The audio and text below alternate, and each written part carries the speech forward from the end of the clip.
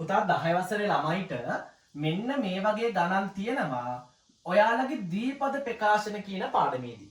ඉතින් පුතේ මේ වගේ ගණන් හදන්න මාරම ලේසි. අපි බලමු මේ ගණන් හදන්නේ කොහොමද කියලා. පුතේ ඉස්සෙල්ලම අපි කරන්න ඕනේ මෙතන තියෙන සංඛ්‍යාව පාතර ගෙනල්ලා ඒ සංඛ්‍යාවට වර්ගය දාන එක. ඊට පස්සේ මෙතන තියෙන සංඛ්‍යාවත් පාතර ගෙනල්ලා ඒ සංඛ්‍යාවටත් වර්ගය දානවා. ඊට පස්සේමයි පුතේ මේ මෙතන තියෙන සංඛ්‍යාව මෙතන තියෙන සංඛ්‍යාවෙන් ගුණ කරනවා. එන උත්තරය මෙන්න මේ දෙකෙන් ගුණ කරනවා. එහෙනම් x එක y වලින් ගුණ වෙච්චාම xy වෙනවා. ඒ ආපු xy එක දෙකෙන් ගුණ වෙච්චාම 2xy වෙනවා. ඊට පස්සේ පුතේ මේ සංඛ්‍යාවටත් මේ සංඛ්‍යාවටත් මේ සංඛ්‍යාවටත් ධන හෝ ඍණ කියලා ලකුණක් දාන්න ඕනේ. අපි මොන දේ කරත් මේ අවසාන සංඛ්‍යාවටත් ධන දානවා මෙතන සංඛ්‍යාවටත් ධන දානවා. ගාන කොයි විදිහට තිබ්බත් ගැටලුවක් නැහැ.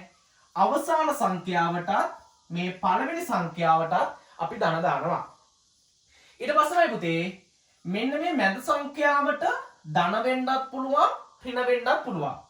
ඒක අපි හොයාගන්නේ මෙන්න මේ සංඛ්‍යාවේ ලකුණයි මේ සංඛ්‍යාවේ ලකුණයි බලනවා. එහෙනම් ඒ සංඛ්‍යා දෙකේම ලකුණ ධන නම් මැද උත්තරේ ලකුණත් ධන.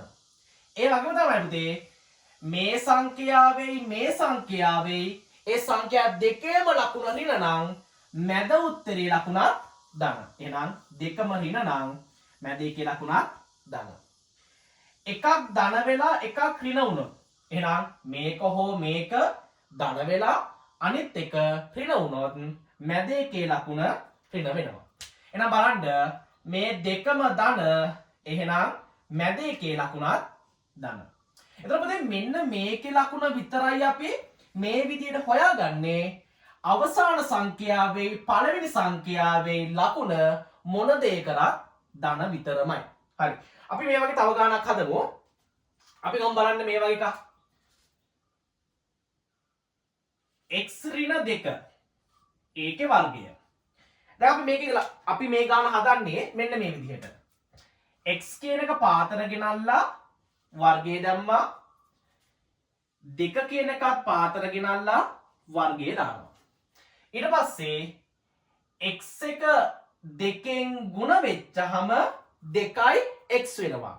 ඒ ආපු 2x එක මේ දෙකෙන් ගුණ වෙච්චහම 4x වෙනවා. හොඳට බලන්න මේ x කියන එක දෙකෙන් ගුණ කරනවා. එහෙනම් x ගුණ කරනවා දෙකෙන් උත්තරේ කීය දෙන්නේ 2x. ඒ ආපු 2x දෙකෙන් අඩු වෙච්චහම කීය දෙන්නේ 4x. අන්න ඒ 4x තමයි මේ මෙතෙන්ද දැම්මේ. ඊට පස්සේයි පුතේ අවසාන සංඛ්‍යාවක් ධන පළවෙනි සංඛ්‍යාවක් ධන. මැද සංඛ්‍යාවේ ලකුණ විතරනේ අපිට හොයාගන්න තියෙන්නේ.